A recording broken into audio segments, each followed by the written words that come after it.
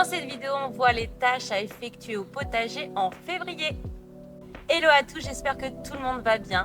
On est dimanche et comme chaque dimanche, on se retrouve ensemble pour jardiner. Février est un de mes mois préférés parce qu'il y a la Chandeleur, j'adore les crêpes, et il y a aussi les vacances au ski et surtout, c'est la fin de l'hiver. Alors aujourd'hui, on va voir ensemble ce qu'il faut faire au potager en février. Êtes-vous installés confortablement? Allez, c'est parti! On commence cette vidéo par faire un point semis. Alors en février, on commence doucement les semis. La forte période va bientôt arriver. Donc après, ça dépend comment vous êtes équipé. Si vous êtes équipé en chaleur, en lumière, rien ne vous arrête. Vérifiez tout de même si le délai de repiquage au potager n'est pas trop éloigné de la date de semis. Parce qu'en fait, vous pourriez avoir de superbes semis, mais à arriver au moment où les plantes en fait doivent être repiquées, elles seront complètement fatiguées, elles donneront moins et elles seront moins nutritives. Donc pour semer et que cela pousse, vu que les températures sont assez basses, il faut soit semer au chaud, avec un minimum de 15 degrés, ou sous abri ou couche chaude. Alors, sous abri, serre, châssis ou couche chaude, on peut semer en début du mois carottes, céleri, pois, laitue. Au chaud, on peut semer des aubergines, des pélargoniums, des choux-fleurs, des choux-cabus, des brocolis, des choux de Bruxelles, des poivrons, des piments, des courgettes, des tomates, de la coriandre, des œillets, des dahlias, de la verveine, des mufliers. Alors d'après moi, il est préférable d'attendre encore un peu pour les tomates. Bon, après, ça dépend de votre région. Si en règle générale, vous repiquez les pieds après le 15 mai, les pieds tomates, attendez encore un peu car de février à mai, ça fait quand même 3 mois et c'est un peu long pour un bébé plant de tomates. Et en plus, ça nécessitera plusieurs phases de rempotage. Donc en gros, faites comme vous avez envie. Mais si vous semez dès maintenant, pour un repiquage en mai, il faudra penser à bien rempoter très régulièrement vos bébés plants, afin qu'ils aient toujours plein de nutriments dans leur substrat, dans leur terre. Et enfin, en pleine terre, on peut semer des carottes, du céleri rave, des radis, des épinards, du lin, du chou rave, des fèves, du panais.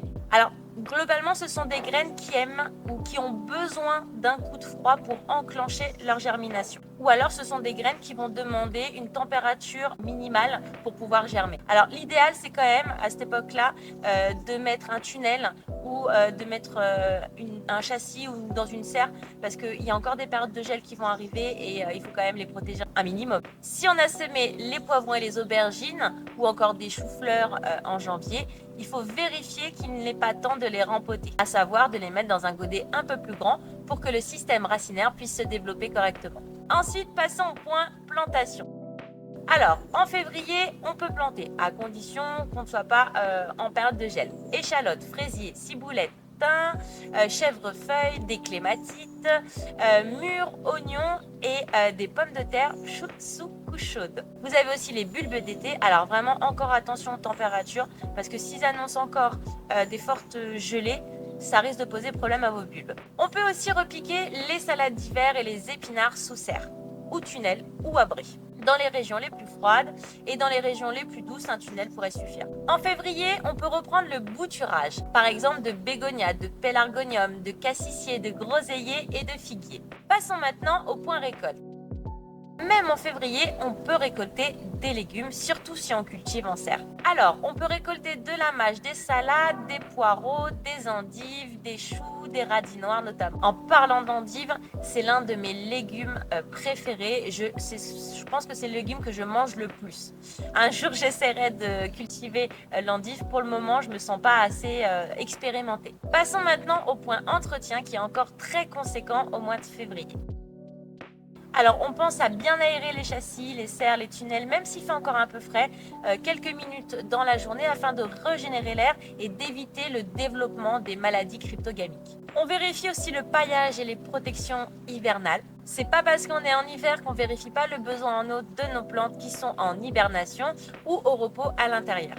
On va également traiter en prévention nos arbres, surtout en milieu du mois de février, pour éviter que les nuisibles s'installent dès le début de la saison du printemps, comme par exemple les altises, les pucerons, les fourmis, j'en passe et des meilleurs. Je vais d'ailleurs répandre du marc de café dans les allées pour pouvoir éloigner les fourmis, la décoction d'ail sur les arbres et les arbustes pour éloigner les altises, et sur les bacs qui pourraient recevoir en fait les légumes qui attirent toutes ces bestioles, notamment tout ce qui va être navets et choux. D'ailleurs, on va profiter de février pour préparer le potager à se défendre face aux limaces et aux escargots. Je vais installer dans un bac pour faire un test un système avec du cuivre. Alors ça ressemble à ça. Et je vais le mettre dans les bacs. Alors je connaissais pas du tout du filtre comme ça, c'est assez particulier. Et comme en fait on a fait notre pan au potager, on sait exactement où va se situer par exemple les salades ou les petits pois. Donc je peux installer en amont du fil de cuivre de manière à pouvoir éloigner un maximum les escargots et les limaces. Alors le système de cuivre c'est celui-ci, je vais le tester. J'avais jamais vu un truc comme ça avant. Je sais pas si vous connaissez, pour moi c'était des bandelettes et pas des petits filets, c'est assez particulier. En tout cas je vous ferai un retour quand voilà, ça se trouve c'est de la comme dirait Jean-Pierre Coff, on verra bien. Mais si je comprends bien le principe, il faut mettre donc le petit filet tout autour en fait de la culture. Donc pour ceux qui ont un potager qui est assez conséquent, je pense que c'est pas du tout adapté, surtout que ça coûte 8 balles le sachet. Mais bon, je voulais l'essayer, j'aime bien les tests comme ça, donc je vous ferai un retour. Alors on continue aussi la taille des bois morts, surtout des haies, on nettoie les massifs défleuris, on désherbe, on amende la terre. On broie les branches et les brindilles pour faire du BRF. Et en février, on pense à arquer les rosiers grimpants.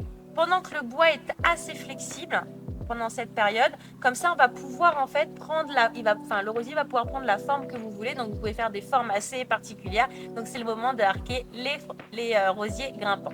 On continue de nourrir la terre, de préparer nos bacs pour la future saison.